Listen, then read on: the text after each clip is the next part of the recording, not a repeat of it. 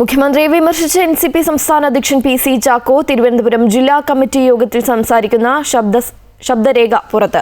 മന്ത്രിമാറ്റത്തിന് തയ്യാറാകാതിരുന്ന മുഖ്യമന്ത്രിയുടെ നെഞ്ചത്ത് നോക്കി കുറിക്കുകൊള്ളും വിധം സംസാരിക്കാൻ അറിയാമെന്നാണ് ചാക്കോ പറയുന്നത്. അതിനിടെ ചാക്കോയ്ക്കെതിരെ കൂടുതൽ ആരോപണവുമായി എതിർവിഭാഗവും രംഗത്തെത്തി. PSC അംഗത്തെ നിയമിച്ചതിൽ കോഴ വാങ്ങിയതിനു പുറമെ പാർട്ടി ഫണ്ടിലും തിരിമറി നടത്തിയെന്നാണ് ആക്ഷേപം.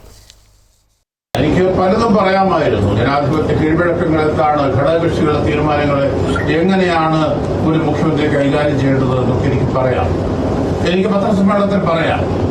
എനിക്ക് ഇടതുപക്ഷ മുന്നണിയിൽ കാര്യം ഉന്നയിക്കാം. നല്ല പബ്ലിസിറ്റി കിട്ടും. എനിക്ക് നല്ല മുറിക്ക് കൊള്ളുന്ന പോലെ മുഖ്യമന്ത്രിയുടെ നെഞ്ചത്ത് നോക്കി സംസാരിച്ചാൽ അല്ലെങ്കിൽ കൊള്ളുന്ന അമ്പുകൾ പോലെ എഴുതിവിടാവും. AK ശശീന്ദ്രനെ മാറ്റി തോമസ് കെ തോമസിനെ മന്ത്രിയാക്കാനുള്ള നീക്കം പൊളിഞ്ഞതിലെ കടുത്ത അതൃപ്തി PC ചാക്കോ പാർട്ടി യോഗങ്ങളിൽ നേരത്തെ പ്രകടിപ്പിച്ചിരുന്നു. മുഖ്യമന്ത്രിയോടുള്ള ഈ അതൃപ്തിയാണ് ഇപ്പോൾ പുറത്തു വരുന്നത്. കഴിഞ്ഞ 27-ന് തിരുവനന്തപുരത്ത് ചേർന്ന NCP നേതൃയോഗത്തിൽ പങ്കെടുക്കവെയായിരുന്നു മുഖ്യമന്ത്രിക്കെതിരെ PC ചാക്കോ അതൃപ്തി നിറഞ്ഞ പ്രസംഗം നടത്തിയത്.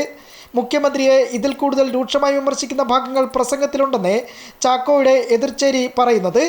ഈ പ്രസംഗത്തിന് ശേഷം പുതിയ പാർട്ടി ഉണ്ടാക്കുന്നതിനെക്കുറിച്ചും ചർച്ച വേണമെന്നും PC ചാക്കോ ആവശ്യപ്പെട്ടതായാണ് വിവരം. ഇതോടെ യോഗത്തിൽ തർക്കവും വാക്കേറ്റവും ഉണ്ടായി. ഇതിന് തുടർച്ചയായാണ് ചാക്കോയ്ക്കെതിരെ കോഴ ആരോപണമുയർത്തിയ അജിയെ ജില്ലാ പ്രസിഡന്റ് സ്ഥാനത്ത് നിന്ന് പുറത്താക്കിയത്. മാധ്യമങ്ങൾക്ക് മുന്നിലും കോഴ ആരോപണം ആവർത്തിച്ചതിന് പിന്നാലെ അജിയെ പിന്നീട് പാർട്ടിയിൽ നിന്ന് പുറത്താക്കുകയായിരുന്നു. അതേസമയം പുതിയ പാർട്ടി ഉണ്ടാക്കി ഇടതുമുന്നണി വിടാൻ PC ചാക്കോ ശ്രമിക്കുന്നുവെന്നാണ് എതിർചേരിയുടെ ആരോപണം.